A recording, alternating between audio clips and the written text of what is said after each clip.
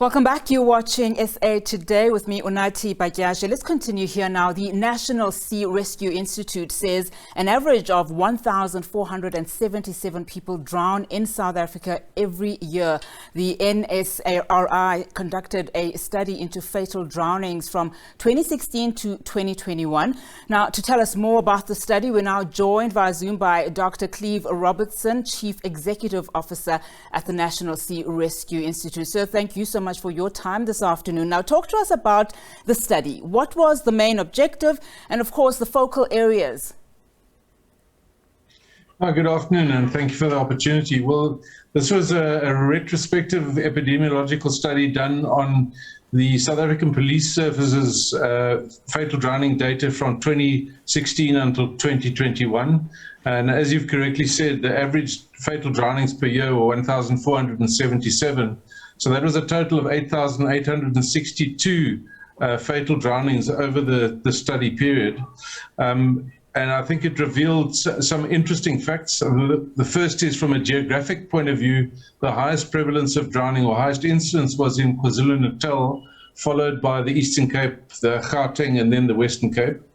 And I think perhaps most concerning was that the greatest prevalence by age was in the 0 to 4-year-old age group. So that's a real concern. And what it means really is that very small children, toddlers, are drowning probably very close to the home, within 20 meters of the home, in pools, buckets of water, draining ditches, pit latrines, and so on. And that relates very much to an issue around parental supervision or adult supervision, even at beaches and pools. So that really is a concern. The other fact that we've noticed is really younger adults are most likely to drown, and that probably relates to risk-taking behavior when swimming. And one of the principal factors in that regard is probably alcohol. We know that alcohol is often associated with trauma in South Africa. And the other issue really is about swimming ability in South Africa, and we know that very few South Africans can swim to survive. In other words, if the water's deeper than head height, they sink and cannot stay on the surface, float, and make it to the side safely. So those are some of the very interesting facts that have come out from the study. The data lines up very nicely with previous data that we had in the Western Cape province. And it will provide a foundation for us to launch preventative strategies and activities across the country, help us design those strategies and therefore prevent further drowning as we go forward. Now, just talk to us about, just where the statistics around just where these drownings occurred. I mean, you did mention beaches and so forth, but in terms of freshwater bodies and swimming pools and rivers, because, I mean, interestingly also in your study, and you mentioned those statistics with KZN being, one of, the provinces that you are watching closely in terms of concerns, but Gauteng is also, on that list with 1,006 reported drownings, and of course, the Western Cape. Just talk to us about, what the stats indicate in terms of where these drownings then occurred. Correct. So the geographic spread's very interesting because, with the summer season coming up, most people's perceptions is, that drowning is going to happen on the coast and on the beaches. Yeah. In fact, 95% of fatal drowning is inland, in the inland provinces. And so, the new strategies that we roll out have to address issues around swimming in dams, pools, canals, wherever, rivers, for instance. We know South Africa is a very hot, dry country, and in summer when it's hot, they go looking for water to cool off. And so how do we, make swimming safe in a variety of environments all across the country?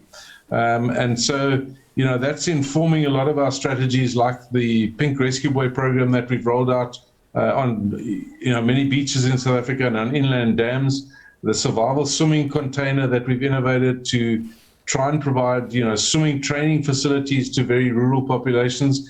And there are many issues like that we need to address in order to prevent fatal drowning. I mean, it's quite clear, from the study that drowning is a very serious public health concern. Interestingly, one of the points that the study does indicate is that low and middle income countries are the most affected by drowning, as they carry 90% of the global drowning burden. That's quite a high figure. So talk to us then about the importance of water safety education, particularly in these areas. Correct. So we've been providing water safety education across South Africa for many years, but what we've learned is that education and awareness is not enough. We have to skill children to be able to survive if they accidentally or otherwise find themselves in water. So we, for the last 2 years, have been running what we call a survival swimming training program for kids in, junior school level. And what it teaches them to do is just to stop, to orientate themselves in the water, to be able to float, and then with very basic propulsion to be able to get to the side safely. So it's not only about education and awareness, it's actually about skills development.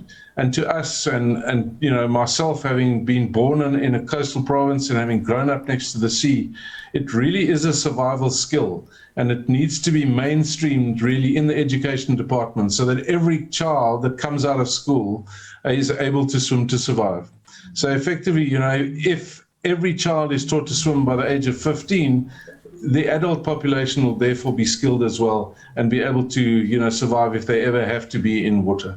And I think that is very important, especially because we are heading to the festive season, and the very people that you want to supervise the children may be the very people that do not have those capabilities themselves.